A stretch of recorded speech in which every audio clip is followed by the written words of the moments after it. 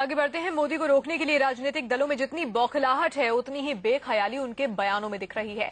जालाना की रैली में पवार ने जहां पर मोदी को मेंटल हॉस्पिटल में इलाज करने की नसीहत दी, तो वहीं बीएसपी उम्मीदवार हाजी याकूब ने मुरादाबाद की एक रैली में मोदी को हैवान और दरिंदा कह दिया। मोदी पर चौतरफा हमला हुआ है। देश की 4 बड़ी पार्टी के नेताओं में मोदी पर एक से बढ़कर एक विवादित बयान देने की होड़ लग गई है। मैंने कहा जालिम दरिंदा, सबसे बड़ा हिंदुस्तान का सबसे बड़ा जालिम हैवान नरेंद्र मोदी, मैं आज भी कह रहा हूं। आपने सही फैसला कर लिया। न भाजपा दिखाई देगी, न सपा दिखाई देगी, न कांग्रेस। मोदी जहां है वापस भी नहीं पहुंच पाएंगे, बीच में ही काम तमाम हो जाएगा। वो ईमान फरोश आया तो जाने क्या सोचकर था, लेकिन ये भूल गया था कि उसे कुत्ते के बच्चे की तरह गाड़ी के पहिए के नीचे कुचलने वाले बर्दाश्त नहीं करेंगे। और कांग्रेस के इमरान मसूद का बयान तो आप सुन ही चुके हैं। और भाई ड्रामेबाजी करने को कोई कुछ कर ले, नरेंद्र मोदी से कौन लड़ेगा? इमरान लड़ेंगे जो ठोक के जवाब देना, ठोक के। मगर सबसे बड़ा बवाल शरद पवार के इस बयान पे खड़ा हो गया है, जिन्होंने मोदी को मेंटल कह दिया।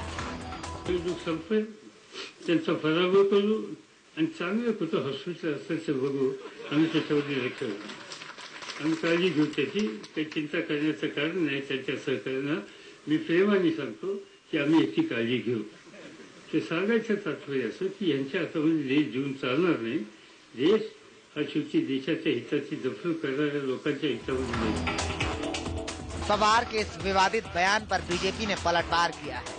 शरद पवार जैसे अनुभवी और कद्दावर नेता, उनका बार बार जो संयम ढल रहा है, तोल जा रहा है, इसका मतलब यह है कि कांग्रेस और राष्ट्रवादी के सामने जो डिफीट दिख रहा है, उसके कारण उनकी मनस्थिति बिगड़ने के कारण उस प्रकार के स्टेटमेंट वो दे रहे हैं। कांग्रेस पार्टी या उनके जो सहयोगी और साथी थे, उन्हें इस बात का एहसास होना चाहिए कि जो नाकामी है, उस नाकामी का गुस्सा जो जनता का है वो तो उन पर फूटेगा। अभी भी उसी अहंकार की भाषा, उसी ऐसी भाषा जो भाषा की कहीं ना कहीं किसी न किसी रूप में उनके इस डूबते हुए जहाज को और जल्दी डूबने की तरफ बढ़ रहा है, तो उनके ऊपर उनकी मर्जी है। मुझे आश्चर्य है, मोदी जी ने कहा क्या?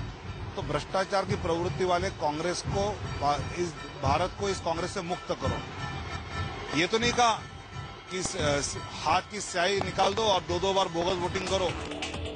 बीजेपी ने मोदी के विरोधियों पर हमला जरूर बोला, लेकिन खुद राजनाथ सिंह का मानना है कि मोदी पर जितने हमले होंगे उतना ही उन्हें फायदा होगा। कुछ दिनों पहले तक कांग्रेस ये बात समझी थी, लेकिन सियासी घमासान में सबकी जुबानें बेलगाम हो गई हैं। राकेश कुमार सिंह के साथ यतेंद्र शर्मा, दिल्ली, इंडिया न्यूज।